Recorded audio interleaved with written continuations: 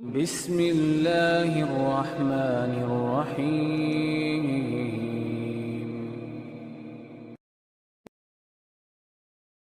اور وہ قصہ شروع ہو جاتا ہے جس میں سبق میں لانا چاہتا ہوں۔ سب سے پہلے جبریل امین نے آپ صلی اللہ علیہ وسلم کے سینہ اطہر کو چیرا، ناف تک، دل کو نکالا، زمزم سے دھویا، اور ایمان اور حکمت کا بہت بڑا تشت جو ہے سونے کا وہ انڈیل دیا۔ یہ وہ سفر تھا جب زمین تنگ آ جائے، جب زمین میں انسان کو تنگی اور ترشی کا سامنا ہو تو پھر اس سے رابطہ کرنا چاہیے۔ اللہ ذوالجلال کے پیغمبر نے بھی رابطہ ہی کیا۔ اللہ نے زمین کی سیروں کے ساتھ ساتھ آسمانوں کی سیروں کا بندوبست کر دیا۔ ایسے ہی ہوا، براق جو گدھے سے بڑی تھی اور خچر سے چھوٹی اور کمر اس کی بہت لمبی تھی، سفید رنگ کی، جبریل امین نے لا کے کھڑی کر دی۔ حکم ہے اللہ تعالیٰ کا۔ جو ہی اللہ کے رسول اس پہ بیٹھنے لگے، فاستحیت من، آج تک اس پر کوئی سوار نہیں ہوا تھا، وہ حیا کرتے ہوئے پیچھے ہٹ گئے۔ جبریل کہتے ہیں اس پیغمبر سے بھی حیا، سوار ہوئے۔ جبریل بھی ساتھ ہی سوار ہوئے۔ ایک قدم اٹھاتی اور جہاں تک نظر انسان کی جاتی ہے قدم وہاں جا کے رکھتی۔ وہ سفر جو 40 دن کا سفر تھا مکہ اور بیت المقدس کا، آنن فانن رسول اکرم صلی اللہ علیہ وسلم کو لے کر یہ براق بیت المقدس پہنچے۔ انبیاء علیہم الصلاۃ والسلام موجود تھے۔ اللہ کے رسول صلی اللہ علیہ وسلم سواری کو باندھنے لگے۔ جبریل امین علیہ الصلاۃ والسلام نے کیسا پر لگایا اور پتھر میں سوراخ کیا، کہا یہاں نہیں، آپ نے یہاں باندھنا ہے۔ پھر آپ نے تمام انبیاء کو نماز پڑھائی۔ وہاں سے پھر اگلا سفر اللہ کے رسول صلی اللہ علیہ وسلم کو لے کر، سبحان الذی اسری بعبدہ لیلا من المسجد الحرام الی المسجد الاقصی، وہاں سے پھر آسمانوں کی سیر، پہلے آسمان پر پہنچے۔ کون ہے؟ جبریل امین نے جواب دیا، جبریل ہوں۔ آپ کے ساتھ کون ہے؟ کہا میرے ساتھ محمد صلی اللہ علیہ وسلم۔ دروازہ کھولا گیا، پہلے اور دوسرے اور تیسرے ساتوں آسمانوں کی سیر کروائی۔ اللہ عز و جلال نے یہ سیر کیوں کروائی؟ وہ غم، وہ پریشانیاں، وہ تکلیفیں اس قدر زیادہ ہو چکی، اللہ نے ساری پریشانیاں وہ مٹا دیں اور معراج کی سیر کروا کے ایک نیا عزم اور ولولہ عطا کیا کہ جب کالی گھٹائیں زیادہ آ جائیں تو پھر بارش بڑی پیاری پڑتی ہے۔ زندگی میں جب زیادہ مشکلیں آ جائیں سمجھ لیا کرو اب یہ ختم ہونے والی ہے۔ جب زیادہ وطیس ہو جائے تو پھر اللہ عز و جلال کا یہ نظام ہے، ان مع العسر یسرا، ان مع العسر یسرا، لن یغلب عسر علی یسرین۔ تنگی ایک ہے، آسانیاں دو ہیں۔ ایک تنگی دو آسانیوں پہ کبھی غالب نہیں آتی۔ اتنا بڑا کام، لیکن منافقوں اور کافروں کے لیے ہمیشہ اس طرح کی کام اور اس طرح کی باتیں تکلیف دہ ہوتی ہیں۔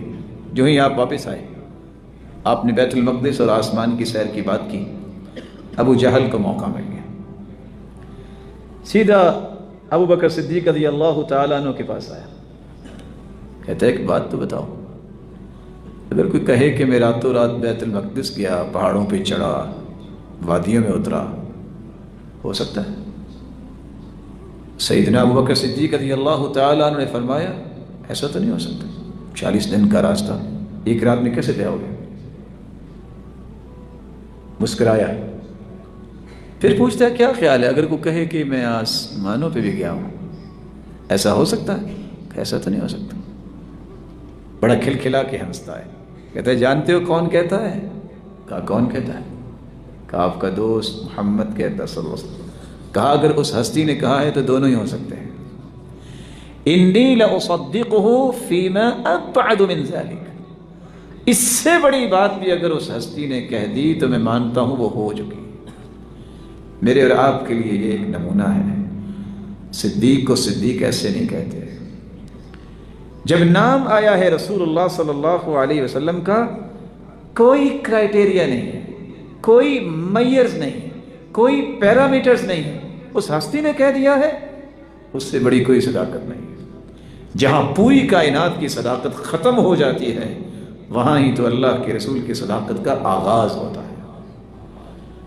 حدیث ہو صحیح، وہ قابل ڈیبیٹ نہیں ہے۔ آج آپ دیکھتے ہیں لوگ کہتے ہیں اس پہ ڈیبیٹ ہوگی۔ اللہ کے رسول سے ثابت ہونے والی بات قابل ڈیبیٹ نہیں، قابل ڈیبیٹ اس شخص کا ایمان ہے جو کہتا ہے کہ میں حدیث پہ ڈیبیٹ کروں گا، اور ایمان اس کو کہتے ہیں یہ سیدنا ابوبکر صدیق رضی اللہ تعالیٰ عنہ نے ثابت کر دیا کہ اللہ کے رسول نے کہا ہے، پھر دونوں ہی ہو سکتے ہیں۔ یہاں ایک اور راز کی بات بھی اللہ جل جلال نے ایک دکھائی، جنت بھی دکھائی، جہنم بھی دکھائی۔ جب وہ سوال کر رہے تھے بیت المقدس کے متعلق، ان کا مقصد تو یہ نہیں تھا کہ ہم دیکھیں کہ بیت المقدس کیسی ہے، وہ تو جھٹلانے کا بہانہ تلاش کر رہے تھے۔ سوالات شروع ہو گئے۔